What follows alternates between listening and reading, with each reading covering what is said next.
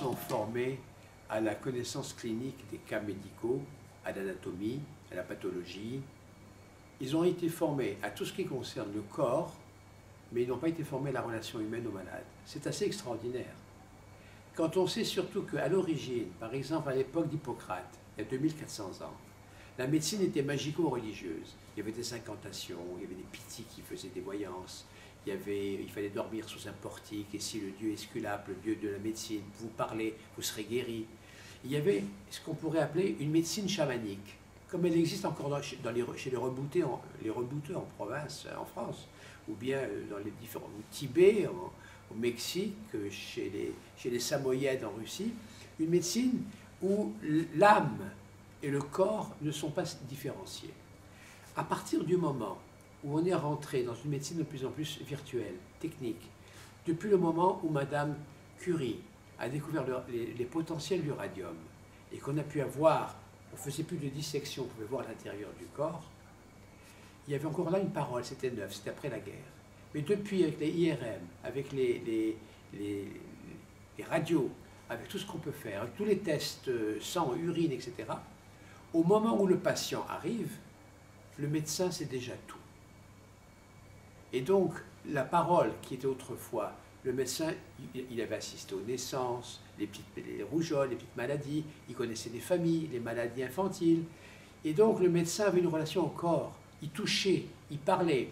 Et comme il n'avait pas d'outils développés, les quelques exercices qu'il faisait faire de perception, de réflexe, de tout, d'écouter la toux, il faisait un diagnostic par ce rapport de questions-réponses et par ce rapport avec des moyens technologiques pauvres. La parole était donc un lieu de voyance et de diagnostic. Et après seulement, il se faisait son pronostic et sa procédure médicale.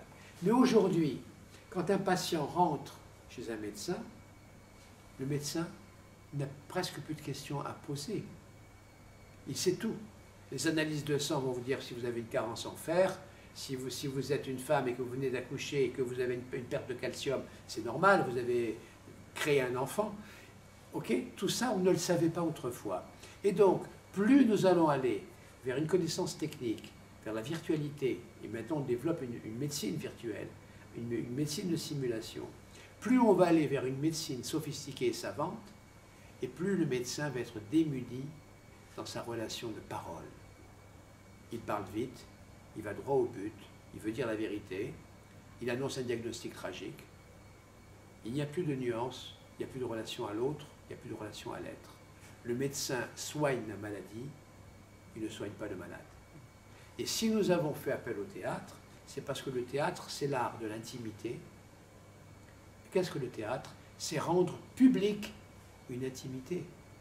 Tous les personnages ont un drame intérieur, un drame social, mais c'est une intimité qui est rendue publique. Et donc le théâtre donne les outils de le maintien, la verticalité, l'articulation, comment nourrir un texte, comment donner à des mots un autre sens que ce que les mots disent. Par exemple, je fais parler les médecins, je leur fais faire un exercice de toucher, de mouvement, et de dire des phrases qui n'ont pas de sens. On construit la phrase, je dis maintenant cette phrase, tu vas t'en servir pour séduire, pour aimer. Et cette phrase, tu vas t'en servir comme autorité. Ils découvrent que des mots qui n'ont pas de sens vont devenir vivants et expressifs parce que la personne induit dans le vibrato de la voix. Et ça, c'est une découverte pour eux. Les médecins sont dans des procédures. C'est clair, c'est objectif, c'est quantifiable. Les artistes sont dans les processus. C'est la relation à l'être, c'est l'improvisation, c'est la marche vers l'inconnu. Le médecin, lui, il est dans le connu. L'artiste est dans l'inconnu. Il découvre, il révèle.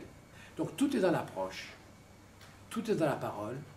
Et puis, le médecin qui tapote avec ses doigts, c'est d'impatience. Qui regarde son écran et pas la patiente. Je dis au médecin, fermez les yeux. Elle est habillée comment, votre patiente? Je ne sais pas.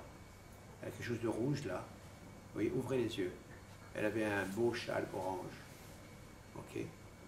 Je dis, voyez-vous, vous avez parlé à la médecine, vous n'avez pas parlé à cette personne. Sur le vocabulaire, sur le geste, sur la présence, le timbre de la voix, le regard, la position d'une chaise. Le médecin, il s'assoit, il met la chaise parallèle au lit, il regarde en face de lui. Je lui dis, mais là, la fille est là, le patient est là, et lui, il parle en face. Je dis, mais tournez la chaise et faites en sorte de parler au patient et à sa fille. 75 degrés, ça change tout.